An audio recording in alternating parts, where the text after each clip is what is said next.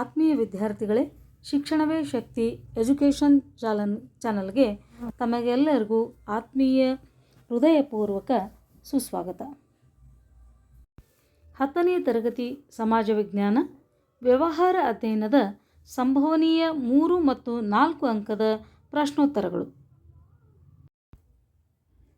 ಮೊದಲನೇ ಪ್ರಶ್ನೆ ನೋಡೋಣ. ಬ್ಯಾಂಕಿನ ಕಾರ್ಯಗಳೇನು ಅಥವಾ ಬ್ಯಾಂಕಿನಿಂದಾಗುವ ಪ್ರಮುಖ ಪ್ರಯೋಜನಗಳೇನು? ಆತ್ಮೀಯ ವಿದ್ಯಾರ್ಥಿಗಳೇ, ಅತ್ಯಂತ ಸರಳವಾದಂಥ ಒಂದು ಪ್ರಶ್ನೆ ಇದು. ಹಲವಾರು ಬಾರಿ ಈ ಪ್ರಶ್ನೆಯನ್ನು ವಾರ್ಷಿಕ ಪರೀಕ್ಷೆಯಲ್ಲಿ ಪುನರಾವರ್ತಿಸಲಾಗಿದೆ. ಹಾಗಾದರೆ ಬನ್ನಿ ನೋಡೋಣ ಇದಕ್ಕೆ ಉತ್ತರ. ಠೇವಣಿಗಳನ್ನು ಅಂಗೀಕರಿಸುತ್ತದೆ, ಸಾಲವನ್ನು ಕೊಡುತ್ತದೆ, ಹಣವನ್ನು ಒಂದು ಸ್ಥಳದಿಂದ ಮತ್ತೊಂದು ಸ್ಥಳಕ್ಕೆ ವರ್ಗಾಯಿಸುತ್ತದೆ, ಚೆಕ್ಕು ಮತ್ತು ಹುಂಡಿಗಳ ಮೇಲೆ ಹಣ ವಸೂಲಿ ಮಾಡುವುದು, ಭದ್ರತಾ ಕಪಾಟುಗಳನ್ನು ಬಾಡಿಗೆಗೆ ಕೊಡುವುದು, ವಿದೇಶಿ ವಿನಿಮಯದ ವ್ಯವಹಾರಗಳ ನಿರ್ವಹಣೆ, ಬೆಲೆಬಾಳುವ ವಸ್ತುಗಳನ್ನು ತನ್ನ ಸುಪರ್ದಿಯಲ್ಲಿಟ್ಟುಕೊಳ್ಳುವುದು, ಕ್ರೆಡಿಟ್ ಕಾರ್ಡ್ ಮತ್ತು ಡೆಬಿಟ್ ಕಾರ್ಡ್, ಕೇಂದ್ರ ಮತ್ತು ರಾಜ್ಯ ಸರ್ಕಾರಗಳ ಹಣಕಾಸು ವ್ಯವಹಾರಗಳ ನಿರ್ವಹಣೆ. ಮತ್ತೊಂದು ಪ್ರಶ್ನೆ, ಅಂಚೆ ಕಚೇರಿಗಳು ನಿರ್ವಹಿಸುವ ಕಾರ್ಯಗಳಾವುವು ಅಥವಾ ಅಂಚೆ ಕಚೇರಿಗಳು ನೀಡುತ್ತಿರುವಂತಹ ಹಣಕಾಸಿನ ಸೇವೆಗಳನ್ನು ತಿಳಿಸಿ. ಇದಕ್ಕೆ ಉತ್ತರ, ರಾಷ್ಟ್ರೀಯ ಉಳಿತಾಯ ಪತ್ರಗಳು, ಅಂಚೆ ಉಳಿತಾಯ ಖಾತೆಗಳು, ಕಿಸಾನ್ ವಿಕಾಸ ಪತ್ರಗಳು, ಹಣದ ವರ್ಗಾವಣೆ, ಅಂಚೆ ವಿಮೆಗಳು, ಅಂಚೆ ಉಳಿತಾಯ ಖಾತೆಗಳು, ನಿವೃತ್ತಿ ವೇತನ ನೀಡುವುದು, ಮಾಹೆಯಾನ ತೀರು ಠೇವಣಿಗಳು. ಮತ್ತೊಂದು ಪ್ರಶ್ನೆಯನ್ನು ನೋಡೋಣ. ಉದ್ದಿಮೆಗಾರನು ಒಂದು ದೇಶದ ಆರ್ಥಿಕ ಅಭಿವೃದ್ಧಿಯಲ್ಲಿ ಪ್ರಮುಖ ಪಾತ್ರ ವಹಿಸುತ್ತಾನೆ ಸಮರ್ಥಿಸಿ.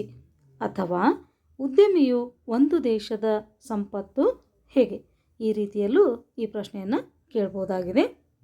ಇದಕ್ಕೆ ಉತ್ತರವನ್ನು ನೋಡೋಣ. ಬಂಡವಾಳವನ್ನು ಸಂಗ್ರಹಿಸುತ್ತಾನೆ, ಅಧಿಕ ಪ್ರಮಾಣದ ಉದ್ಯೋಗಗಳನ್ನು ಒದಗಿಸುತ್ತಾನೆ, GDP ಮತ್ತು ತಲಾ ವರಮಾನವನ್ನು ಹೆಚ್ಚಿಸುತ್ತಾನೆ, ಜನರ ಜೀವನ ಮಟ್ಟವನ್ನು ಹೆಚ್ಚಿಸುತ್ತಾನೆ, ದೇಶದ ರಫ್ತನ್ನು ಹೆಚ್ಚಿಸುತ್ತಾನೆ, ಪ್ರಾದೇಶಿಕ ತಾರತಮ್ಯಗಳ ನಿವಾರಣೆ ಮಾಡುತ್ತಾನೆ, ಆದಾಯ ಮತ್ತು ಸಂಪತ್ತಿನ ವಿಕೇಂದ್ರೀಕರಣವನ್ನು ಮಾಡುತ್ತಾನೆ. ಈಗ ನೋಡೋಣ ಮತ್ತೊಂದು ಪ್ರಶ್ನೆ, ಅತ್ಯಂತ ಇಂಪಾರ್ಟೆಂಟ್ ಪ್ರಶ್ನೆ. ಉದ್ಯಮಶೀಲತೆಯ ಗುಣಲಕ್ಷಣಗಳು ಯಾವುವು? ಸೃಜನಾತ್ಮಕತೆ, ಕ್ರಿಯಾತ್ಮಕತೆ, ನಾಯಕತ್ವದ ಗುಣ, ಸಮಸ್ಯೆಗೆ ಪರಿಹಾರ, ನಷ್ಟಭರಿತ ತತ್ವಕ್ಕೆ ಸಿದ್ಧತೆ, ಗುರಿ ಮುಟ್ಟುವಿಕೆ, ನಿರ್ಧಾರ ಕೈಗೊಳ್ಳುವುದು, ಗುಂಪು ಕಟ್ಟುವುದು, ಪ್ರಚೋದನೆಯ ಸಾಧನೆ. ಈ ಎಲ್ಲ ಗುಣಲಕ್ಷಣಗಳು ಯಾರು ಹೊಂದಿರ್ತಾರೆ ಅಂದರೆ ಉದ್ದಿಮೆಗಾರರು ಹೊಂದಿರ್ತಾರೆ ಅಂತಕ್ಕಂಥದ್ದು. ಈಗ ಮತ್ತೊಂದು ಪ್ರಶ್ನೆ, ನೀವು ಬ್ಯಾಂಕಿನಲ್ಲಿ ಖಾತೆಯನ್ನು ತೆರೆಯುವಾಗ ಅನುಸರಿಸಬಹುದಾದ ಹಂತಗಳು ಯಾವುವು? ಹಾಗಾದರೆ ಬನ್ನಿ ಉತ್ತರ ನೋಡೋಣ. ಯಾವ ವಿಧದ ಖಾತೆಯನ್ನು ತೆರೆಯಬೇಕು ಎಂದು ಮೊದಲು ನಿರ್ಧರಿಸುವುದು.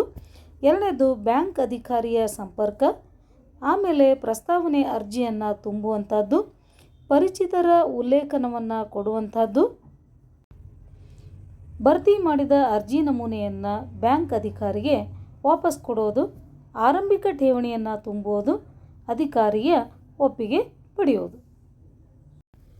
ಮತ್ತೊಂದು ಪ್ರಶ್ನೆ, ಗ್ರಾಹಕ ಸಂರಕ್ಷಣಾ ಕಾಯ್ದೆಯ ಮುಖ್ಯ ಉದ್ದೇಶಗಳೇನು ಅಥವಾ ಗ್ರಾಹಕ ಸಂರಕ್ಷಣಾ ಕಾಯ್ದೆಯನ್ನು ಜಾರಿಗೆ ತರಲಿಕ್ಕೆ ಕಾರಣಗಳೇನು? ಬನ್ನಿ ಉತ್ತರ ನೋಡೋಣ. ವಸ್ತುಗಳ ಗುಣಮಟ್ಟವನ್ನು ಕಾಪಾಡಲು, ತೂಕ ಮತ್ತು ಬೆಲೆಗಳ ಮೇಲೆ ನಿಗಾ ವಹಿಸಲು, ಗ್ರಾಹಕರಿಗೆ ಪರಿಹಾರ ಕೊಡಿಸಲು, ಗ್ರಾಹಕ ಶಿಕ್ಷಣದ ಮೂಲಕ ಜನರಲ್ಲಿ ಜಾಗೃತಿಯನ್ನು ಮೂಡಿಸಲು, ಅಪಾಯಕಾರಿ ವಸ್ತುಗಳ ತಯಾರಿಕೆ ಮತ್ತು ಮಾರಾಟ ತಪ್ಪಿಸುವುದು, ಅನುಚಿತ ವ್ಯವಹಾರ ಪದ್ಧತಿಯನ್ನು ತಡೆಯುವಂಥದ್ದು. ಯಾರೇ ಒಬ್ಬ ಮನುಷ್ಯನಾಗಲಿ ಉದ್ದಿಮೆಯನ್ನು ಸ್ಥಾಪಿಸಲು ಇಷ್ಟಪಟ್ಟಲ್ಲಿ ಸಲಹೆ ಸೌಕರ್ಯಗಳಿಗೆ ಆರಿಸಿಕೊಳ್ಳಬಹುದಾದ ಸಂಸ್ಥೆಗಳು ಯಾವುವು ಅಥವಾ ಆರಿಸಿಕೊಳ್ಳಬೇಕಾದ ಸಂಸ್ಥೆಗಳು ಯಾವುವು? ಉತ್ತರ ನೋಡೋಣ. ಕ್ರಚ್ ಮತ್ತು ಬ್ಯೂಟಿ ಪಾರ್ಲರ್ಗಳು, ಮಾರುಕಟ್ಟೆ ಸಲಹಾ ಸಂಸ್ಥೆಗಳು, ಕೈಗಾರಿಕಾ ಸಲಹಾ ಕೇಂದ್ರಗಳು, ಛಾಯಾಪ್ರತಿ ತೆಗೆಯುವಂತಹ ಕೇಂದ್ರಗಳು, ಅಂತರ್ಜಾಲ ಮತ್ತು ಸಂವಹನ ಅಂಗಡಿಗಳು, ಕೈಗಾರಿಕಾ ವಸ್ತುಗಳ ಗುಣಮಟ್ಟಕ್ಕೆ ಇರುವಂತಹ ಪ್ರಯೋಗಾಲಯಗಳು, ಜಾಹೀರಾತು ಸೇವಾ ಸಂಸ್ಥೆಗಳು. ಆತ್ಮೀಯ ವಿದ್ಯಾರ್ಥಿಗಳೇ, ಈ ಕೊಟ್ಟಂತಹ ಕೆಲವು ಪ್ರಶ್ನೆಗಳನ್ನು ತಾವು ಓದಿಕೊಂಡಿದ್ದೇ ಆದಲ್ಲಿ ಇಂತಹ ಪ್ರಶ್ನೆಗಳು ಪುನಃ ವಾರ್ಷಿಕ ಪರೀಕ್ಷೆಯಲ್ಲಿ ಪುನರಾವರ್ತನೆಯಾಗಿ ಅತಿ ಮುಖ್ಯವಾದ ಪ್ರಶ್ನೆ ಆಗಿರೋದರಿಂದ ತಮ್ಮ ಮುಂದೆ ನಾನು ಪರೀಕ್ಷಾ ದೃಷ್ಟಿಯಿಂದ ತಮ್ಮ ಮುಂದೆ ತರಲಿಕ್ಕೆ ಬಯಸ್ತಾ ಇದ್ದೀನಿ. ಈ ಒಂದು ವಿಡಿಯೋ ತಮಗೆ ಇಷ್ಟವಾದಲ್ಲಿ, ಉಪಯುಕ್ತ ಆಗ್ತದೆ ಅಂತಕ್ಕಂಥ ಒಂದು ದೃಷ್ಟಿಕೋನದಲ್ಲಿ ತಮಗೆ ಅನಿಸಿದರೆ ಇದನ್ನು ಶೇರ್ ಮಾಡಿ, ಸಬ್ಸ್ಕ್ರೈಬ್ ಮಾಡಿ, ಲೈಕ್ ಮಾಡಿ. Thank you. ಧನ್ಯವಾದಗಳು.